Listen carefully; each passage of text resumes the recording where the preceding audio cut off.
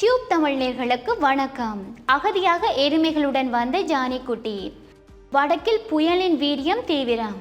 பொலனறுவை மகாவலியாறு மற்றும் திபுலானா வில்லுவ அணைக்கட்டு ஆகிய இரண்டும் தற்போது நீர் நிரம்பி வழிகின்ற காரணத்தினால் தனது கூட்டத்தை விட்டு பிரிந்த ஜானிக்குட்டி ஒன்று திபுலானா பிரதேசத்தில் இருக்கின்ற எருமை மாட்டு கூட்டத்துடன் சேர்ந்து வந்து திபுலானா பிரதேசத்தில் இருக்கிற மாட்டு தொழுவத்தில் இருக்கின்ற சம்பவம் ஒன்று தற்போது பதிவாகி இருக்கின்றது. இந்த சம்பவம் தொடர்பில் மேற்கொண்ட விசாரணைகளின் போது தெரிய வருகிறது என்னவென்று சொன்னால் 4 தொடக்கம் 5 வயதுடைய இந்த ஜானிக்குட்டியானது 5 அடி உயரம் கொண்டதாகவும் அது மட்டுமன்றி இந்த ஜானிக்குட்டியானது சோமாவதி காப்பு காட்டில் வளமையாக உலாவி திரியும் ஜானிக்குட்டி என்றும் அதிகாரிகள் தெரிவித்திருக்கின்றார்கள். இந்த ரீதியில் சீரற்ற காலநிலை காரணமாக தனது கூட்டத்தை விட்டு பிரிந்து தற்போது சீரற்ற காலநிலை காரணமாக தவறுதலாக எருமை மாட்டு கூட்டத்துடன் வந்து மாட்டு தொழுவத்தில் இருப்பதாகவும் மக்கள் அதிகாரிகளுக்கு இந்த தகவலை தெரிவித்திருக்கின்றார்கள். இந்த தகவலை தொடர்ந்து இந்த இடத்தை சேர்ந்த மக்கள் மன்னம்பிட்டிய வனவிலங்கு அதிகாரிகளுக்கு இந்த தகவலை அறிவித்ததை அடுத்து இந்த ஜானிக்குட்டியை காட்டிற்குள் விடுவதற்கு நடவடிக்கைகளை எடுக்குமாறு வனஜீவராசிகள் அலுவலக பேச்சாளர் கருத்துக்களை தெரிவித்திருக்கின்றார்.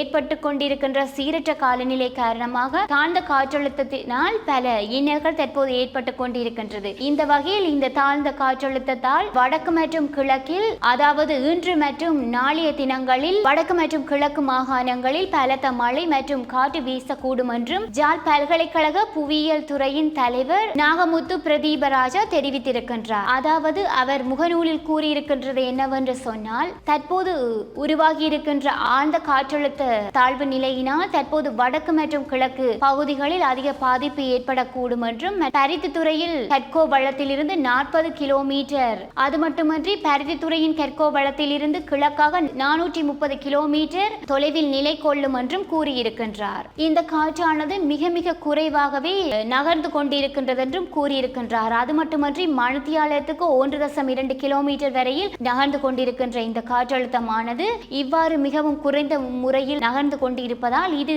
நாட்டை விட்டு வெளியேறும் திகதியானது மாற்றமடையும் என்று அவர் கூறியிருக்கின்றார். இது வடக்கு மற்றும் வடமேற்கு திசையில் நகர்ந்து எதிர்வரும் 30ஆம் திகதி அன்று இந்தியாவின் புதுச்சேரியின் கரையை கடக்கும் என்றும் இவர் கூறியிருக்கின்றார். அது மட்டுமன்றி அவர் கூறியிருக்கின்றார் அதாவது இன்று மற்றும் நாளைய தினங்களில் வடக்கு கிழக்கு மாகாணங்களில் அதிக மழை மற்றும் அதிக காற்று வீசக்கூடும் மற்றும் இந்த வேளையில் மக்கள் தங்களுக்கான எச்சரிக்கையை பெற்று அதற்கான முறையில் நடந்து கொள்ளும் விதமாகவும் இவருக்கு கூறியிருக்கின்றார்.